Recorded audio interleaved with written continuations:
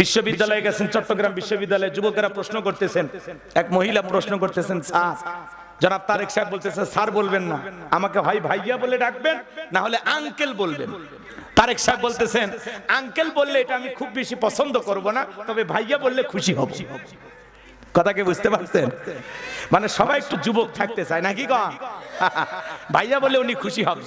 বিএনপির বর্তমানে চেয়ারম্যান যিনি, আগে ভারপ্রাপ্ত চেয়ারম্যান ছিলেন, মা মারা গেছে, এখন উনি চেয়ারম্যান দলের। হাজার হাজার মানুষ, লক্ষ লক্ষ মানুষ ওনার কথা শুনেছেন। সেই অনুষ্ঠানে 18টা মাইক চুরি হয়ে গেছে, 5 কয়েল তার চুরি হয়ে গেছে। তাহলে উনি নিজেও বুঝতে পারতেছেন যে চুরি বন্ধ করতে হলে মানুষের তৈরি করা নিয়ম নীতি দিয়ে বন্ধ করা সম্ভব হবে না। কথা বলে রাগ করতেছেন আপনারা, রাগ কইরেন না। উনি আসছেন, দেশের যুবকেরা অনেক বিশ্ববিদ্যালয়ে গেছেন, চট্টগ্রাম বিশ্ববিদ্যালয়ে যুবকেরা প্রশ্ন করতেছেন, এক মহিলা প্রশ্ন করতেছেন, স্যার জনাব তারেক সাহেব বলতেছে স্যার বলবেন না, আমাকে হয় ভাইয়া বলে ডাকবেন, না হলে আঙ্কেল বলবেন। তারেক সাহেব বলতেছেন আঙ্কেল বললে এটা আমি খুব বেশি পছন্দ করব না, তবে ভাইয়া বললে খুশি হব। কথাকে বুঝতে পারছেন?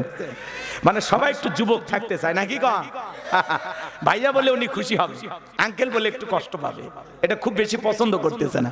তো যাই হোক, জনাব তারেক রহমান আসছেন, ভালো কথা আলহামদুলিল্লাহ। মাঝে মাঝে দেখতেছি নামাজ পড়তেছেন, আজান হইলে বক্তব্য বন্ধ করতেছেন, ইমাম সাহেবকে চেয়ার আগে দিচ্ছেন, বাসের ড্রাইভারও টিস্যু দিচ্ছেন, খুবই ভালো।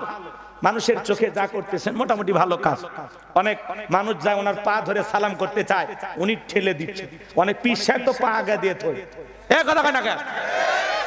আর ওনার পায়ে সালাম করতে গেছে, জনাব তারেক রহমান সরে গেছে না, এটা আমি পছন্দ করি না। পা ধরবেন কেন? সরে যান, সরে যান। আল্লাহু আকবার। এগুলো ভালো কথা কি বুঝতে পারতেছেন? ওনার জন্য দোয়া করি, উনি মা হারিয়েছেন, বাবা হারিয়েছেন, এতিম একজন মানুষ। আল্লাহ যেন ওনার উপরে খাস রহমত বরকত নাজিল করেন। জোরে বলেন আমিন। তো আপনাকে বলতে চাই অনুরোধের ভাষায়, জনাব তারেক রহমান, আপনি যদি বাংলাদেশকে দারিদ্র মুক্ত করতে চান, এটা যদি আপনার স্বপ্ন হয়, মনের কথা হয়, তাহলে যাকাত ভিত্তিক অর্থনীতি চালু করতে হবে। যাকাত ভিত্তিক অর্থনীতি চালু করে একটা যাকাত মন্ত্রণালয় চালু করতে হবে।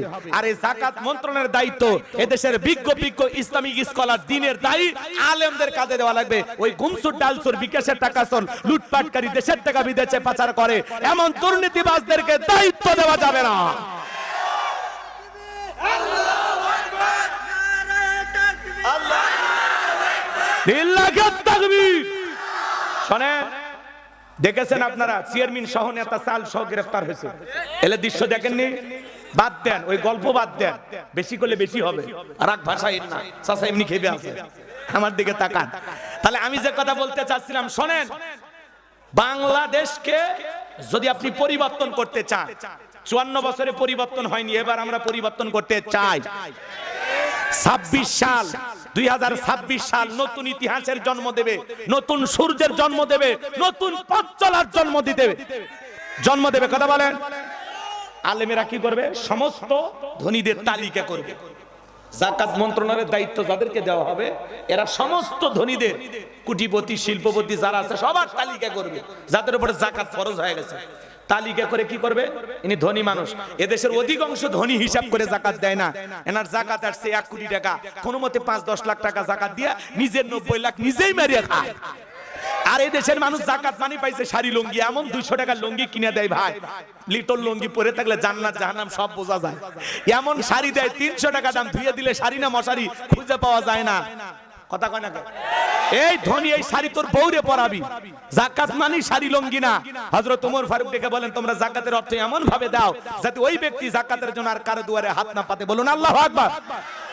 এই ছেলেটা বেকার বসে আছে, ওরে যাকাতের 1.5 লাখ টাকা দিয়া জামির বাজারে দোকান ধরায়া দেন। আল্লাহ চাইলে 5-7 বছর ব্যবসা করে ছেলে নিজেও ভবিষ্যতে যাকাত দেবে। কথা বলেন ঠিক কিনা? এই ছেলেগুলো বেকারে বসে আছে, ওরে যাকাতের 1.5 লাখ টাকা দিয়ে অটো ভ্যান রিকশা কিনে দেন, এগুলো চালায়া দৈনিক 500-700 হাজার টাকা ইনকাম হবে। ওই ছেলেটার বেকার থাকলো।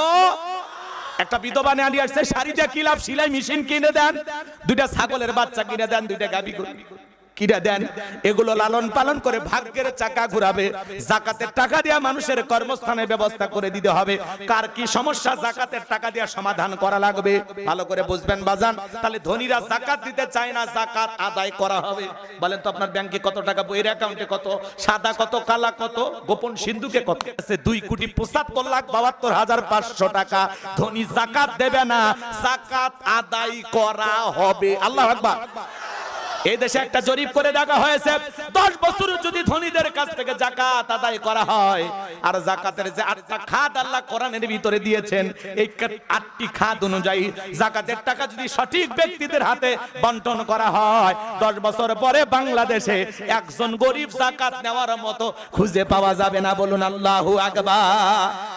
তাহলে সমাজকে পরিবর্তন করতে হলে 10 বছর সময় দেওয়া লাগবে। কথা বলেন, ইসলাম আলাদেরকে 10 বছর সময় দিতে রাজি আছেন? ইসলামের জন্য দিতে রাজি আছেন? কারা কারা হাত তুলে দেখান, লিল্লাহে তাকবীর। আল্লাহ এই জমিনকে ইসলামের জন্য কবুল করো, চিল্লায় বলো আমিন। হাত নামান আমার সোনা ভাইয়েরা। যাকাত ভিত্তিক অর্থনীতি না চালু করলে সমাজ আপনি পরিবর্তন করতে পারবেন না।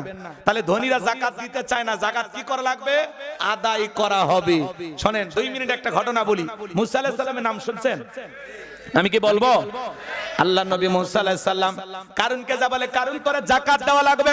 কারুন ডেকে বলেন আমি যাকাত দিতে পারবো না। মুসা আলাইহিস সালাম ডেকে বলে যাকাত না দিলে যাকাত আদায় করা হবে। নবী মুসার রাগ কম না বেশি?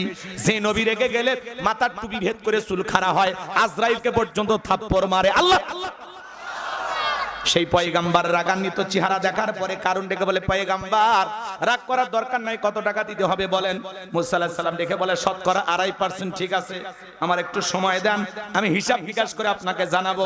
এই কারণকে আল্লাহ তো সম্পদ দিয়েছিল, 70টা উট লাগতো চাবি বহন করতে। চাবি যদি এত হয় তালা কত, আর তালা যদি এত হয় সিন্ধুকে মাল কত, ছোট মাথায় ধরবে না। কারণ এইবার হিসাব নিকাশ করে দেখে এত পরিমাণে যাকাতের টাকা আসছে, হাজার হাজার কর্মচারী দিয়ে সারাদিন সারা রাত যদি যাকাতের টাকা দেওয়া, এরপরে টাকা শেষ হবে না। এমনিতে কৃপন পায়ে স্যান্ডেল দেনা ক্ষয় যাবে বলে, গায়ে জামা পরে না ছিঁড়ে যাবে বলে, সেই কৃপন কি এত টাকা যাকাত দিতে পারে না? সে একটা গভীর ষড়যন্ত্র করলে। এলাকা একটা 2 নাম্বার মহিলা ছিল, নাম হলো সবদা। এই সবদা নামের পতিতার কাছে যা বলে, সবদা রে তোরে 2 বস্তা টাকা দেবে অ্যাডভান্স হিসেবে, আজকে 1 বস্তা টাকা দিলাম, আর আগামীকালকে সাক্ষী দেওয়ার পরে আর 1 বস্তা টাকা দেব। বিনিময়ে আল্লাহ নবী মুসা আলাইহিস সালাম যে মসজিদে দাঁড়ায়া আল্লাহর পথে মানুষকে আহ্বান করবে, ওই ভরা মসজিদে দাঁড়ায়া একবার শুধু বলবি, নবী মুসা দিনের বেলা ওয়াজ করে আর রাতের বেলা আমি সবদার সাথে রাত কাটাই, বাস এতটুকু কথা বললে এনাফ, বাকি যা করার আমি করব। সবটা যেহেতু 2 নাম্বার মহিলা রাজি হয়ে গেল, এইবার পরের দিন সকালবেলা আল্লাহ নবী মুসা আলাইহিস সালাম হাজার হাজার জনতার সামনে ওয়াজ করতেছেন। মুসা আলাইহিস সালামের আলোচনা শোনার পরে সবদার পাষাণ হৃদয় গইলা চোখ দিয়ে পানি ঝরতেছে। বলেন আল্লাহু আকবার।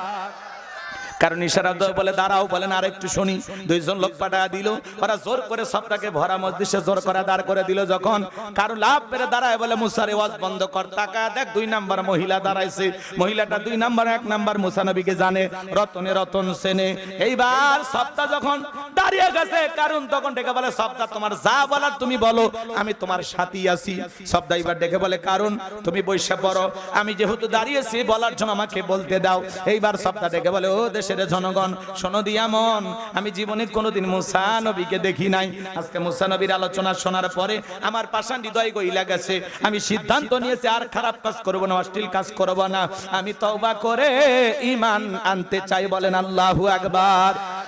আলেমদের ওয়াজ শুনে বেনামাজি নামাজি হয়ে যায়, সুদ করে ঘুষ করে ভালো হয়ে যায়, বেপর্দা চলায় মা বোনেরা পর্দা করে, দাড়ি কাটা যুবকটা দাড়ি রাখে। কথা কর। এইবার শব্দ বলতেছে, কারণ কেন লাফালাফি করতেছে আপনারা কি জানেন? গোপন তত্ত্ব ফাঁস করে দিয়ে বলতেছে, ও গতকাল রাত্রিতে আমার বাড়িতে গিয়েছিল, আমার 2 বস্তা টাকা দিবে বলে ওয়াদা করেছে, অ্যাডভান্স হিসাবে আমাকে 1 বস্তা টাকা দেওয়া হয়েছে, আজকে সাক্ষী দিলে আর 1 বস্তা টাকা দেবে, বিনিময়ে আমাকে কথা বলতে হবে। নবী মুসা দিনের বেলা করে, রাতের বেলা আমি শব্দের সাথে রাত কাটাই, কিন্তু আপনাদেরকে সাক্ষী রেখে বলতেছি মুসা নবীর চরিত্র ফুলের চাইতেও পবিত্র। বলুন আল্লাহু আকবার। ওয়া মাকারু ওয়া মাকারাল্লাহ ওয়াল্লাহু খায়রুল মাকিরিন। এলাকার যে গর্ত খুঁড়েছে নিজের গর্তে নিজেই পড়েছে। যারা ট্রাইব্যুনাল গঠন করে, কোরআনের পাখি শ্রেষ্ঠ মুফাসসির আল্লামা সাঈদী হুজুরকে মৃত্যুদণ্ডের রায় দিয়েছে, আজকে নিজেদের তৈরি করা ট্রাইব্যুনালে নিজের নামেই ফাঁসি রায় হয়ে গেছে।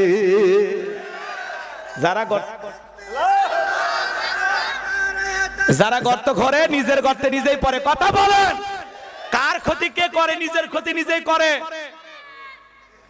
আপনি কারোর জন্য ক্ষতির চিন্তা করতেছেন, ওর ক্ষতি করলে একদিন আপনারও ক্ষতি হবে। কারোর জন্য গর্ত খুললে ঘুরতে ঘুরতে ওই নিজের গর্তে নিজেই পড়ে যাবে। কথা কয় না কে?